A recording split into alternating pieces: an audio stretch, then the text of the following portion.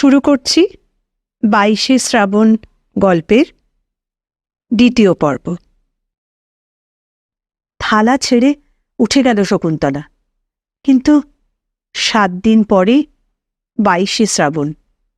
বাবা আর টুনু ঘুম থেকে উঠবার আগে, দাদা অফিস থেকে ফেরবার আগে, অজিতের সঙ্গে দেখা হওয়ার আগে পর্যন্ত তার হাতে কিছুক্ষণ সময় আছে। রবীন্দ্রকাব্যে মৃত্যুকল্পনা প্রবন্ধটা তাকে আরম্ভ করে দিতেই হবে। লিটারারি সোসাইটির সেক্রেটারির মান থাকবে না তা নইলে। ততক্ষণ চোখের জল শান্তিরই পড়তে থাকুক। শেষ পর্যন্ত ডক্টর তুষার দত্তকেই রাজি করানো গেল। সবিতার দল ইতিমধ্যেই কি করে খবর পেয়েছে সভাপতি জোটেনি। চারিদিকে দস্তুর মতো প্রোপাগান্ডা শুরু করে দিয়েছিল তাই নিয়ে। হঠাৎ খবরটা পেয়ে দমে গেল তারা। আশেপাশে আরাধনাদি কোথাও আছেন কিনা ভালো করে দেখে নিয়ে আর একবার কোমর বেঁধে কমন রুমের টেবিলের ওপর দাঁড়িয়ে গেল ইরা। দেখো, আসছে 25শে বৈশাখে কি করি। 1 জন 2 জন নয়, 3 জন সভাপতি নিয়ে আসব, আর সেই সঙ্গে 2 জন প্রধান অতিথি। তখন তো কলেজ বন্ধ থাকবে। একজন ভুল শুধরে দিলে। একবার থতমত খেয়েই ইরা নিজেকে সামলে নিলে। থাকলেই বা কলেজ বন্ধ, তোমরা তো আর ঘরে বন্ধ থাকবে না। এদিকে দিন রাত রবীন্দ্রনাথ রবীন্দ্রনাথ করো, অথচ ছুটির দিনে একটা ফাংশন করতে গেলে সব ভক্তি উবে যাবে বুঝি। সবিতার দল থেকে একজন টিপ্পনি কাটল। আচ্ছা, দেখা যাবে। সামারের ছুটিতে তোমার চুলের ডগাটুকুও দেখতে পাওয়া যায় কি না। নিজেও তো ঊর্ধ্বশ্বাসে সিমলা পাহাড়ে মামার বাড়িতে ছোট। এরা আবার ঝগড়া বাঁধাতে যাচ্ছিল।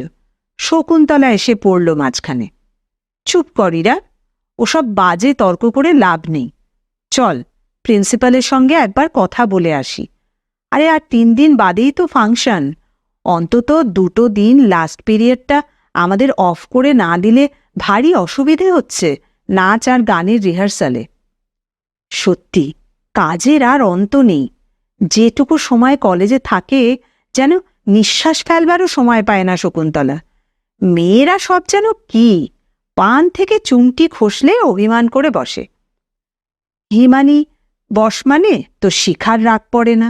বেনুকে যদি বা বুঝিয়ে ঠান্ডা করা গেল তো মুক্তিকে ডেকে পাওয়া যায় না। মুখরা আর প্রখরা ইরা সঙ্গে না থাকলে শকুন্তলার সাধ্য ছিল না এদেরকে সামলে রাখা।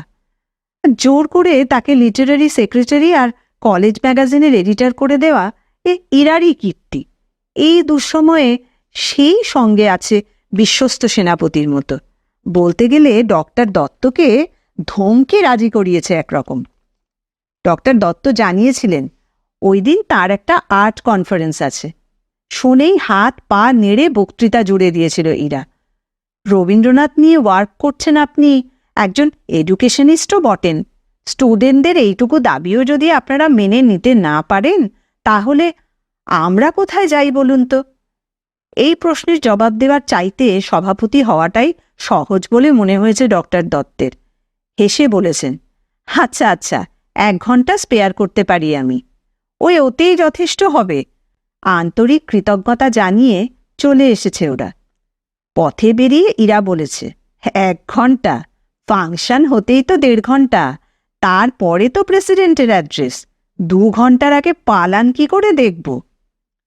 কিন্তু থেকে থেকে খুব ক্লান্ত লাগে শকুন্তলার। এখানে উৎসাহ, আয়োজন, চঞ্চলতা আর একটা পৃথিবী।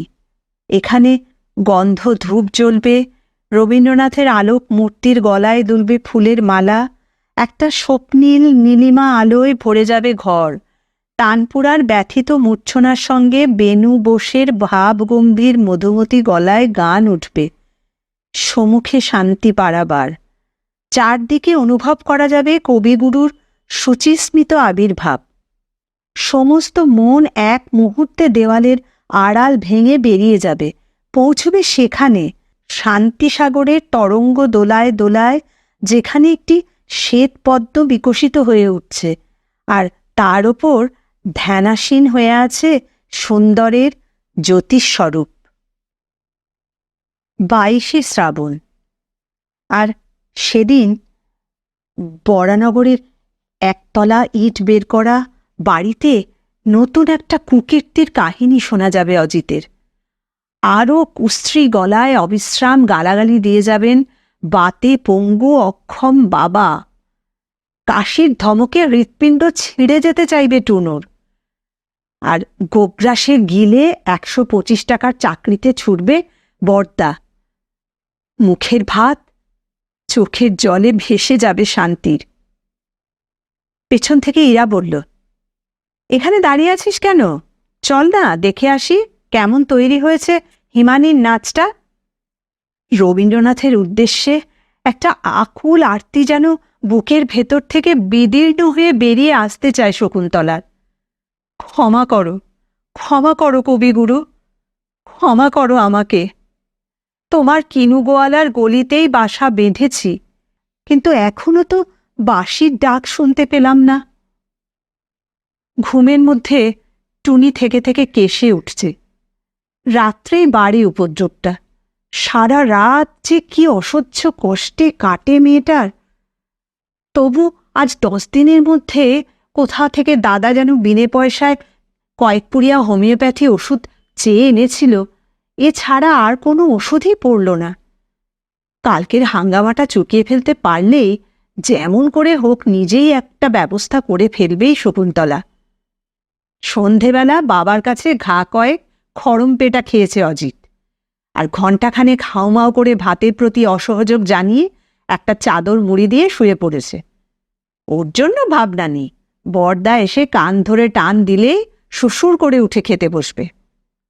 বাবা ও ঘরে এখনো ঘুমননি, গজগজ করে অশ্রান্ত কণ্ঠে গালাগাল দিয়েই চলেছেন।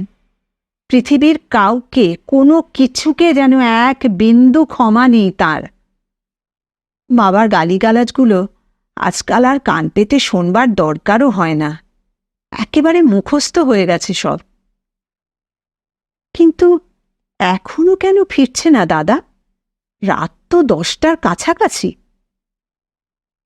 প্রবন্ধটা শেষ করে ক্লান্তির একটা হাই তুলল শকুন্তলা। মন্দ দাঁড়ায়নি, লিখে নিজেরই তৃপ্তিবোধ হচ্ছে। অনেক খুঁজে খুঁজে উদ্ধৃতি দিয়েছে ইংরেজ কবিদের। রবীন্দ্রনাথের কল্পনায় মৃত্যুর স্বরূপ ফুটিয়ে তুলতে গিয়ে নিজেই রোমাঞ্চিত হয়ে উঠেছে বারবার। কলমের মুখে সমস্ত আবেগ ঢেলে দিয়ে লিখেছে। মনের অন্ধকার খনির ভেতর থেকে এক একটা জলজলে হীরকখণ্ডের মতন বাছাই করে তুলে এনেছে শব্দ। লিটারেরি সোসাইটির সেক্রেটারির অযোগ্য হয়নি মোটেই লেখাটা। স্লিপগুলো পরপর সাজাতে সাজাতে শকুন্তলা শান্তির দিকে তাকালো।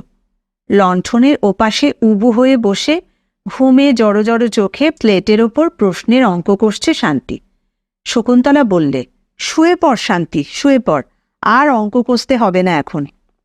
থাক, পর্দা আসুক, কখন আসবে তার তো ঠিক নেই, তুই শোগে যা।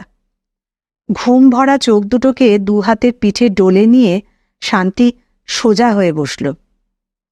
বড়দা আজকাল বড্ড রাত করে ফেরে না দিদি? হ্যাঁ, অফিসের পরে কি একটা ব্যবসার কাজে ছুটোছুটি করে, তাইতেই রাত হয়। ও। শান্তি চুপ করে রইল কিছুক্ষণ, কিন্তু ছোটদা বলছিল। কথাটা শেষ করার আগেই সে থেমে গেল। কি বলছিল অজিত? একটা আকস্মিক সন্দেহে মুহূর্তের মধ্যে শকুন্তলা সংকীর্ণ হয়ে উঠল। ভীত ম্লান মুখে শান্তি বললে, না না, শুনলে রাগ করবে তুমি।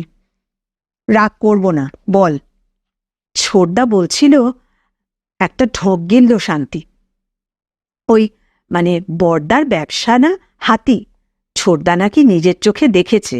আলমবাজারে কি একটা আড্ডায় বড়দা সন্ধ্যের পর মানে জুয়ো খেলে, আর ওই মদও। অজিত! প্রেতিনীর মতন তীক্ষ্ণ গলায় প্রায় কোকিয়ে উঠল শকুন্তলা।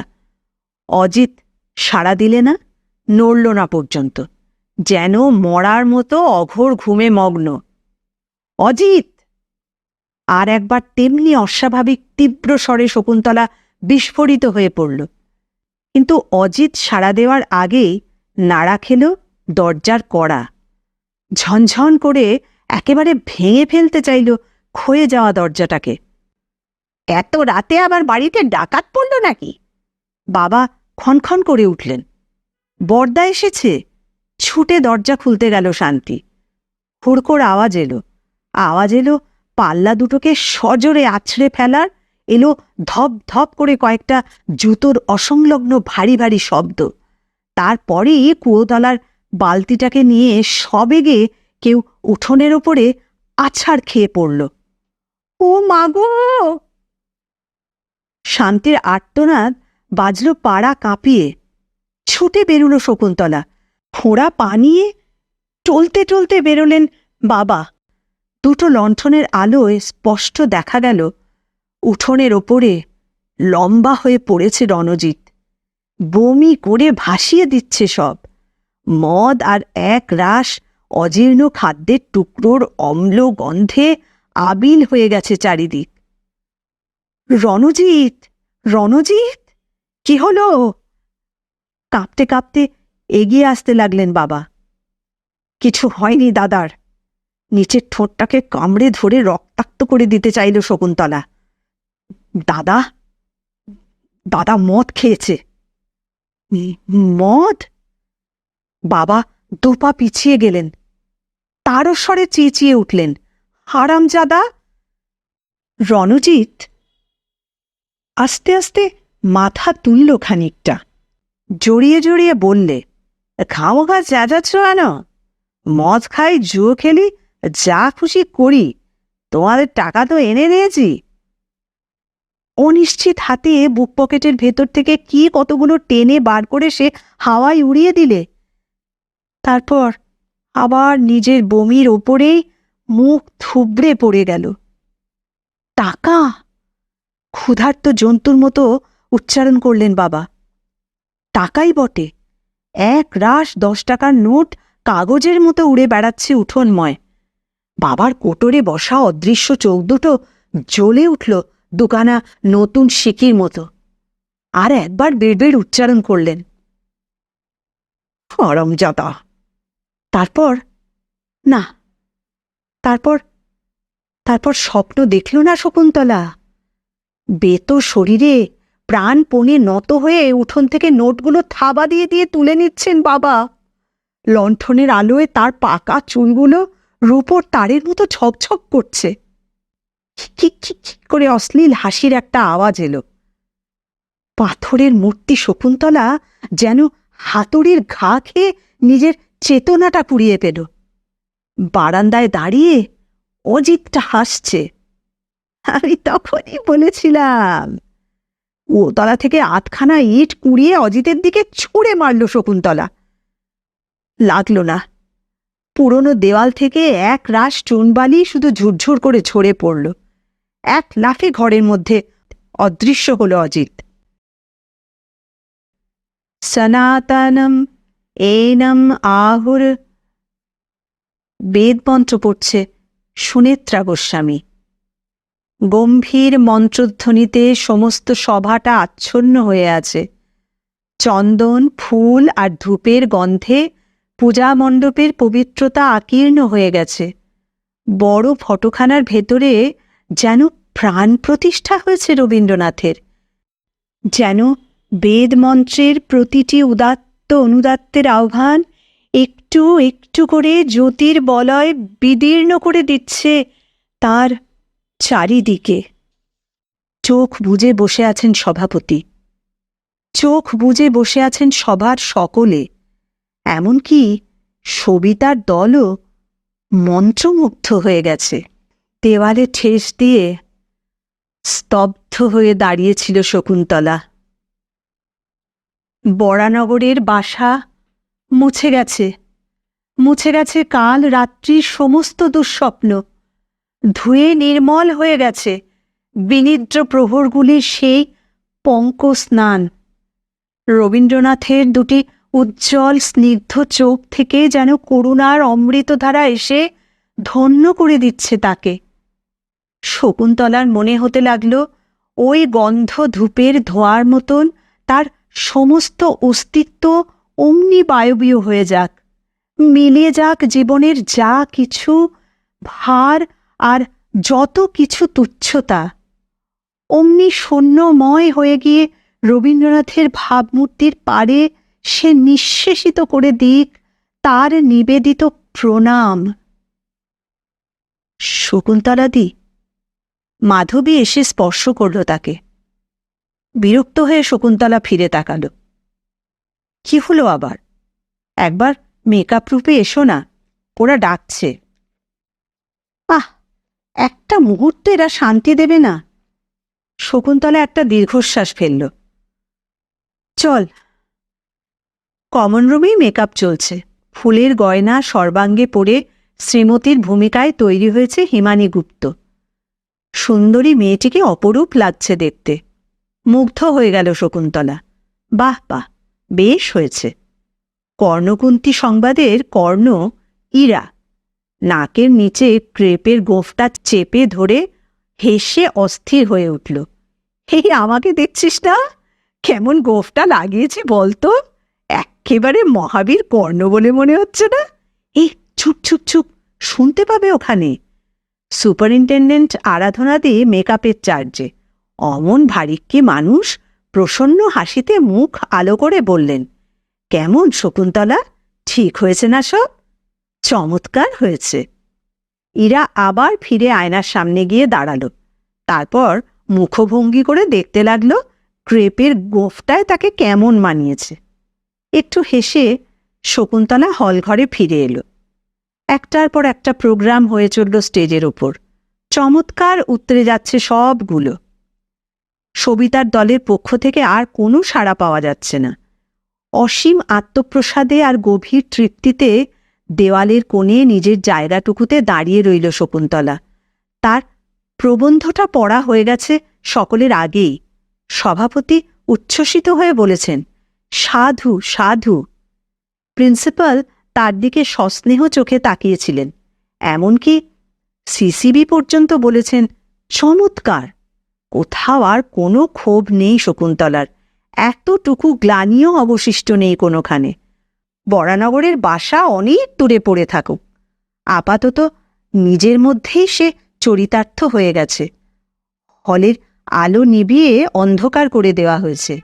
লাল নীল হলুদ সবুজ ফোকাসের সঙ্গে স্টেজের ওপর নাচ শুরু হয়েছে হিমানীর। নেপথ্য থেকে মৃদু অর্কেস্ট্রার সঙ্গে বেনু বোসের মধুক্ষরা গলা মাইকের মধ্য দিয়ে নির্ঝরিত হয়ে পড়ছে। চমৎকার নাচছে হিমানী। নাচের প্রতিটি ছন্দে, প্রতিটি মুদ্রায় তার সর্বাঙ্গ যেন দীপ্ত হয়ে উঠেছে। ওই নাচের তালে তালে ওই প্রতিটি আভরণ ছুঁড়ে ফেলে দেওয়ার সঙ্গে সঙ্গে শকুন্তলারও যেন নিজেকে ছিঁড়ে ছিঁড়ে ছড়িয়ে ফেলে দিতে ইচ্ছে করল চারিদিকে। তোমার পায়ে মোর সাধনা মরে না যেন লাজে। ও শকুন্তলাদি। এই সময় আবার ডাকতে এলো সন্ধ্যা। উফ, সব সময় কেন বিরক্ত করিস বলতো? নাচটা দেখতে দে না একটু। ক্রুদ্ধ শকুন্তলা তর্জনী তুলল ফিসফিস করে। বারে, কানে কানে সন্ধ্যা বললে, খাবার আনা হয়নি যে এখনো। 10টা টাকা দাও শিগগির, একটু পরেই তো চলে যাবেন প্রেসিডেন্ট। উফ, জ্বালিয়ে মারলি। হল থেকে বেরিয়ে আলোকিত করিডোরে এসে দাঁড়ালো শকুন্তলা। ব্যাগ খুলল। কিন্তু একি চাঁদার অবশিষ্ট অন্তত 20 টাকা ছিল ব্যাগে। অন্তত আজ দুপুর পর্যন্তও ছিল। একটা টাকাও নেই সেখানে। শুধু মাঝখানে আনাআটে খুচরো পয়সা পড়ে আছে। বাসে আসবার সময় ব্যাগের এই পকেটটা সে দেখেইনি। শুধু খুচরো থেকে বাস ভাড়াটা বের করে দিয়ে দিয়েছিল। কোথায় গেল টাকা? বেনু বোসের গান যেন একরাশ ঝিঝির ডাকের মতো মিলিয়ে গেল। হলঘর রবীন্দ্রনাথ হিমানীর নাচের ছন্দ এক মুহূর্তে তলিয়ে গেল। মনে হলো কালো অন্ধকার থেকে বরানগরের বাসার পচা দুর্গন্ধটা তার চারপাশে পাক খেয়ে যাচ্ছে। কানে আসছে মাতালের কতগুলো অবদ্ধ কুৎসিত চিৎকার। খাবার, প্রেসিডেন্টের ট্যাক্সি ভাড়া, খুচরো খরচ। অজিত, অজিত, অজিত দুপুরবেলা একবার চোরের মতন এদিক ওদিক তাকিয়ে ঘর থেকে বেরিয়ে গিয়েছিল। শকুন্তলা তখন খেতে বসেছে। হ্যাঁ, অজিত, সন্দেহ মাত্র নেই।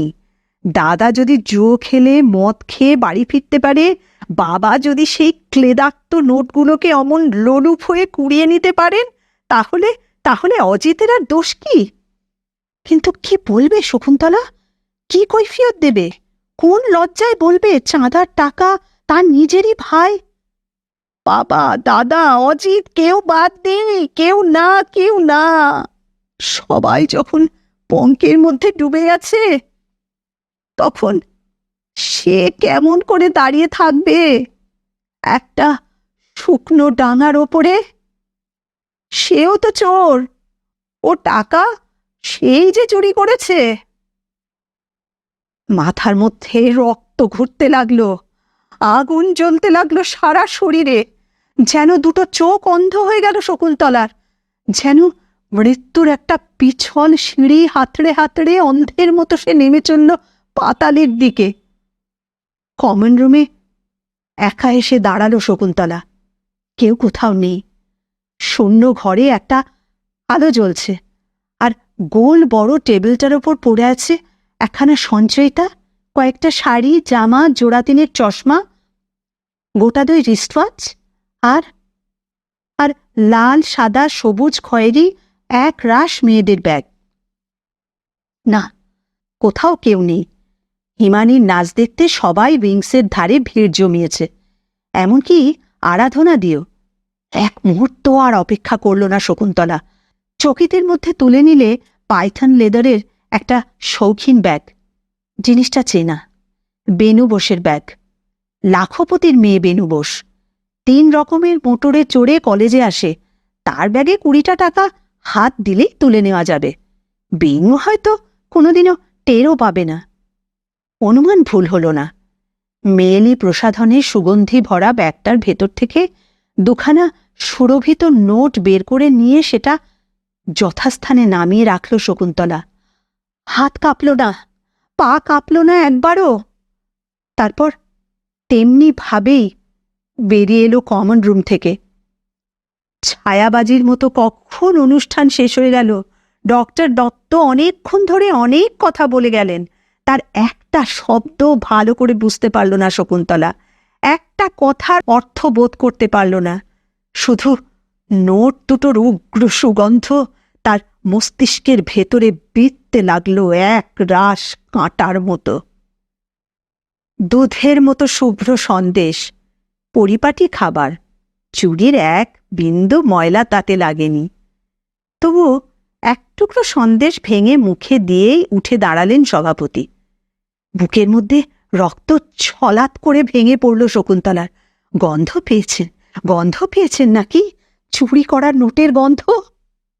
সভাপতি বললেন, চমৎকার অনুষ্ঠান হয়েছে, ভারী আনন্দ পেলাম, আসি তাহলে, নমস্কার। আরও একবার চোরের মতো ফিরে এলো শকুন্তলা। ফিরে এলো হল ঘরে। কেউ নেই। বেনু বোসের মোটর কখন চলে গেছে।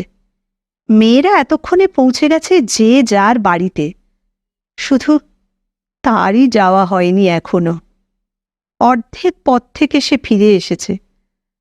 শূন্য হল ঘরে তখনও আলো জ্বলছে। বেয়ারারা চাবি বন্ধ করে যায়নি। বেদির ওপর রবীন্দ্রনাথের মালা চন্দন ভূষিত চিত্রমূর্তি, একটা ধূপকাঠির শেষ প্রান্তটুকু তখনও জ্বলছে। একটা প্রদীপের বুক জ্বলছে তখনও। কান্নার বেগে থরথর করে কাঁপতে কাঁপতে শকুন্তলা ছবির সামনে লুটিয়ে পড়ল। তুমি দেবতা, তুমি মহাকবি। মানুষের প্রেমে তোমার চোখের জল ঢেলে পৃথিবীকে তুমি ধন্য করে গেছ। তুমি বলো, আমার অপরাধ কতখানি? বাবা, দাদা, অজিত, আমি আজ তোমার মৃত্যু তিথিকেও কেন এমন করে পাপের অন্ধকারে তলিয়ে দিলাম? তুমি জানো। তুমি তার জবাব দাও, তুমি তার জবাব দাও।